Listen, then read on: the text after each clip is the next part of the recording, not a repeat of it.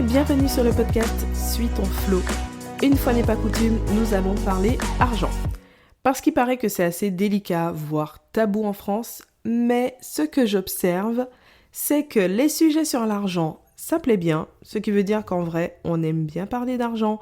En tout cas, on aime bien avoir des conseils, soit pour gagner plus d'argent, soit pour mieux gérer son argent. Aussi, on a tous besoin d'argent pour vivre, à moins de vivre dans vraiment une autre société, dans notre monde. C'est un sujet assez important. Et c'est encore plus vrai en matière d'entrepreneuriat. L'argent circule, on travaille pour gagner de l'argent, on en reverse une partie avec nos charges, on paie d'autres personnes qui vont nous aider à générer de nouveaux revenus, etc. Et c'est justement ce qui nous amène au sujet du jour. Il y a une différence considérable entre le chiffre d'affaires et le revenu, et c'est un point qu'on va clarifier aujourd'hui, donc en expliquant concrètement de quoi on parle quand on parle de chiffre d'affaires, quand on fait tout le schéma, en fait on va reprendre tout le schéma donc pour passer du chiffre d'affaires au revenu avec quelques points de vigilance et surtout comprendre à quoi ça sert de faire tout ce travail, en quoi ça fait vraiment partie du développement d'une entreprise.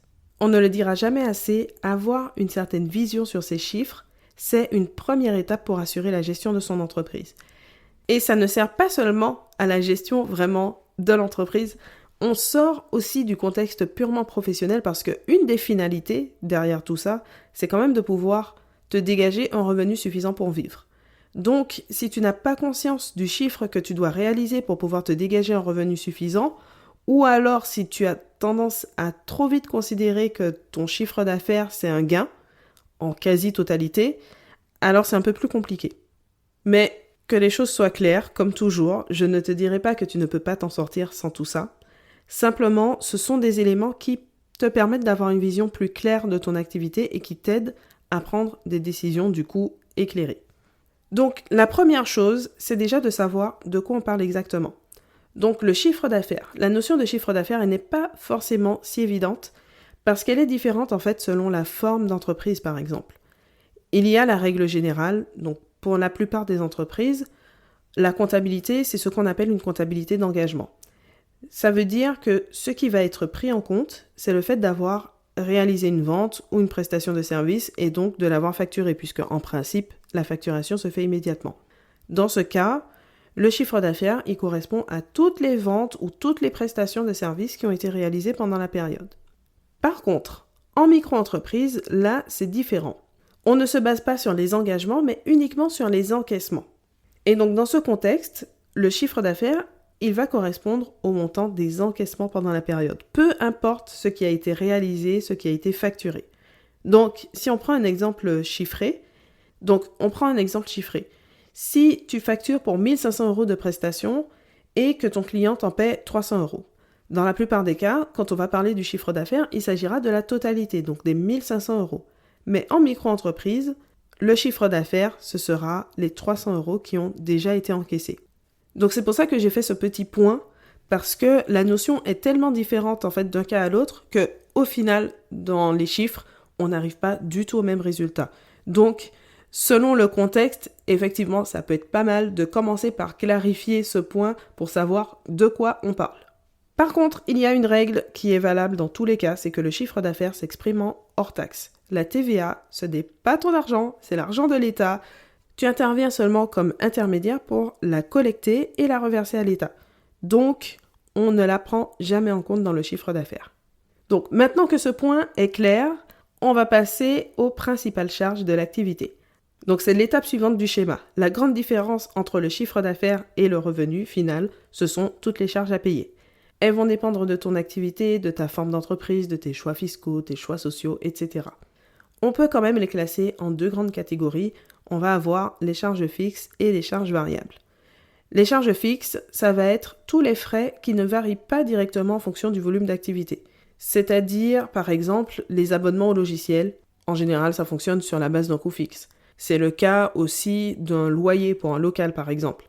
Mais aussi des prestations récurrentes, si tu délègues une partie de ton activité à des collaborateurs. Si, par exemple, tu délègues la gestion de ton compte Pinterest ou si tu fais appel à un expert comptable, tu ne vas pas le payer 1 mois sur 2 en fonction de ton chiffre réalisé. Sinon, je pense qu'il ne va pas apprécier. Et le tarif n'est pas non plus proportionnel à ton chiffre d'affaires.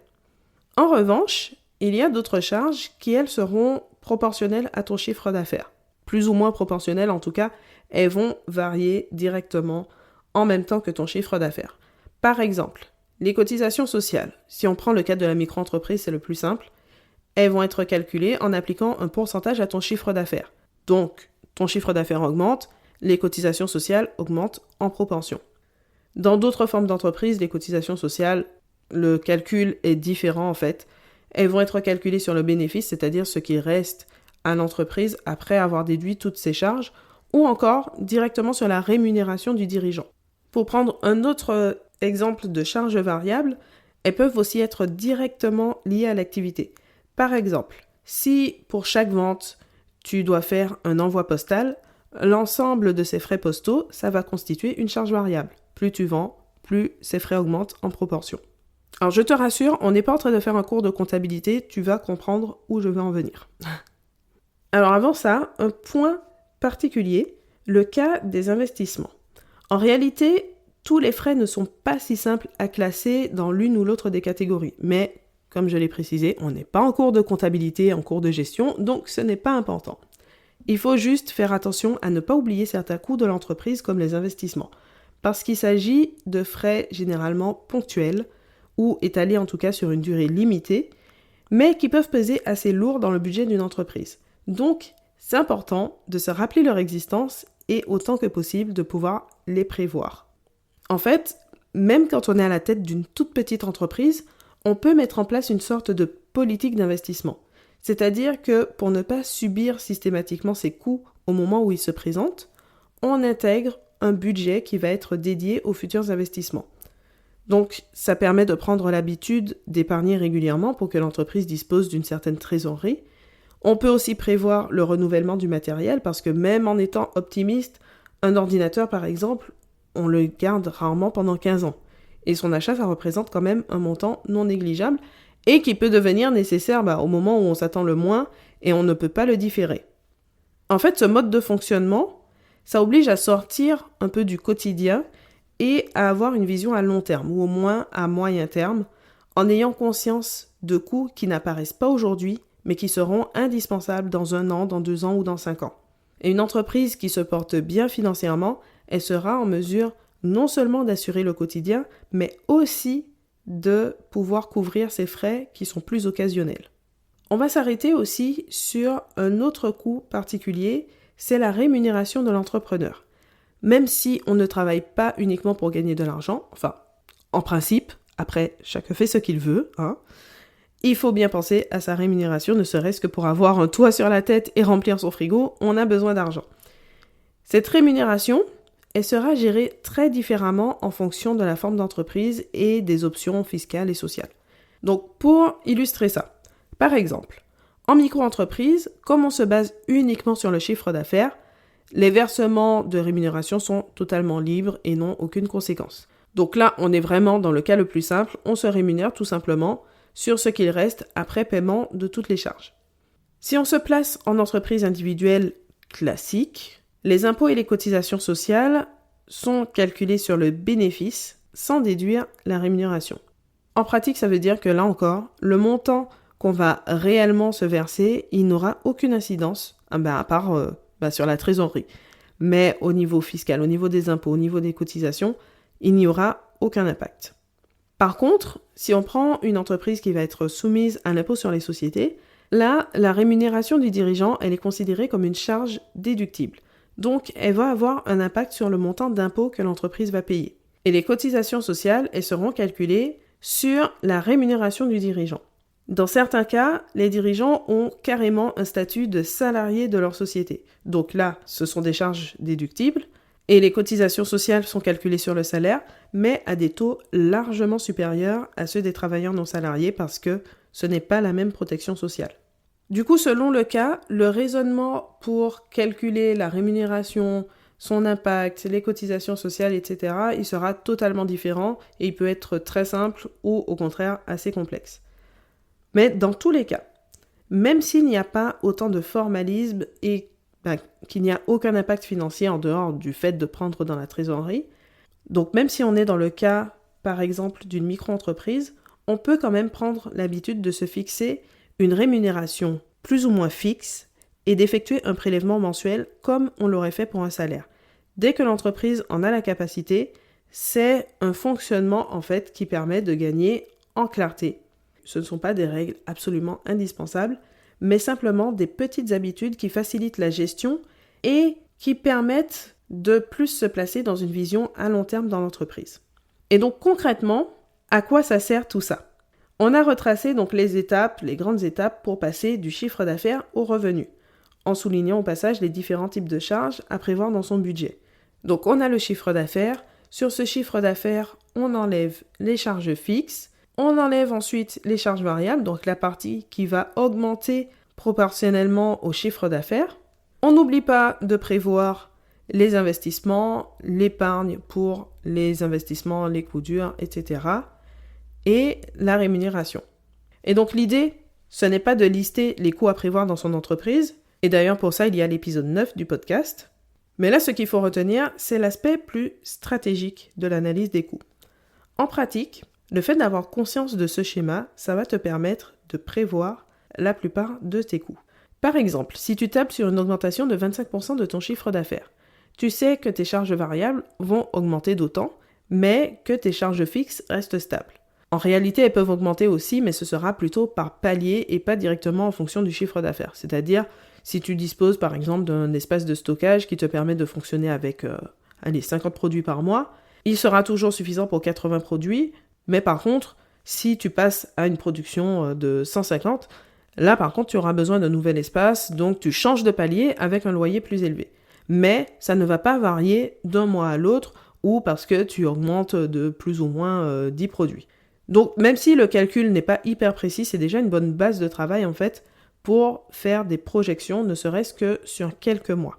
Ce schéma, c'est aussi ce qui te permet d'avoir une estimation du seuil de rentabilité de ton entreprise, c'est-à-dire savoir quel chiffre d'affaires tu dois réaliser pour que ton entreprise commence à être rentable, qu'il te reste quelque chose une fois que tu as payé toutes tes charges.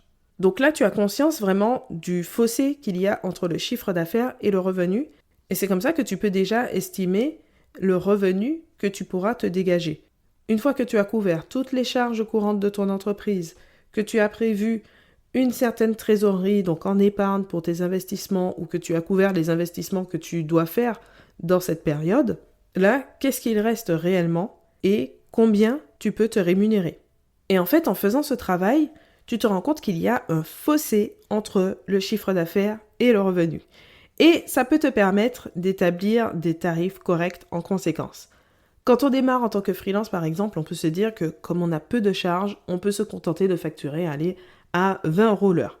Sauf que, une fois qu'on prend en compte le nombre d'heures qu'on peut vraiment facturer chaque mois et les différentes charges, on se rend compte que soit on doit travailler énormément, soit ça ne permet pas de dégager un revenu. Et donc, c'est cette vision qui va permettre de prendre des décisions stratégiques, de revoir ses tarifs, de miser sur tel produit plutôt qu'un autre, d'investir ou pas, de développer son équipe de travail, de fixer sa rémunération, de décider d'une épargne régulière en prévision des investissements, en prévision des périodes de baisse d'activité, etc. Et donc on se place non seulement dans ce qui se passe aujourd'hui dans l'entreprise, mais aussi dans la durée pour pouvoir pérenniser, pour pouvoir développer son activité. Encore une fois, ce n'est pas une science exacte, à moins d'avoir une boule de cristal et de connaître l'avenir, mais c'est un outil pour pouvoir décider de la direction que l'on souhaite prendre avec son entreprise. Et si l'exercice te semble trop fastidieux ou si tu as besoin d'un coup de pouce, il ne faut pas hésiter à te faire aider d'un expert comptable ou d'un professionnel de l'accompagnement pour pouvoir le réaliser. Voilà, j'espère que cet épisode te permet de clarifier cette vision, de te projeter dans ce schéma, donc pour passer du chiffre d'affaires au revenu. Et d'ailleurs, on ne va pas le développer aujourd'hui puisqu'on arrive à la fin de cet épisode, mais tout ça, c'est déjà l'optique du business plan. Et c'est une étape qu'on a tendance à négliger et qui pourtant est très intéressante. On aura l'occasion d'en reparler. En tout cas, en attendant, j'espère que cette introduction t'aide à entrer dans cette vision, que ça t'a plu. N'hésite pas à laisser une note ou un commentaire ou à partager le podcast.